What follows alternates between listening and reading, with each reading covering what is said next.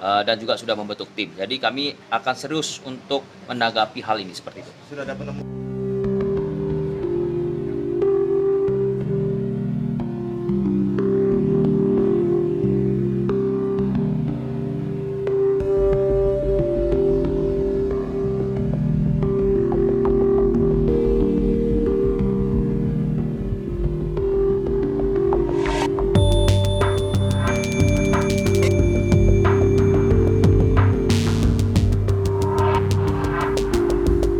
Tim kami sudah jalan karena kami juga dibantu oleh Polda, dibantu oleh Mabes Polri, dan kita juga berkoordinasi dengan pihak-pihak terkait. Kami juga sudah pernah rapat secara komprehensif ya, melibatkan dari Kementerian Agama, melibatkan dari Kementerian Dalam Negeri dan sebagainya.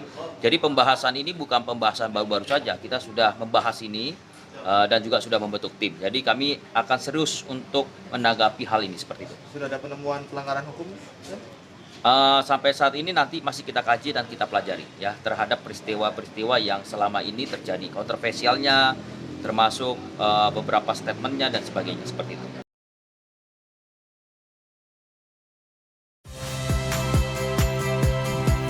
Saya Cynthia Rompas. Saksikan program-program Kompas TV melalui siaran digital, pay TV, dan media streaming lainnya.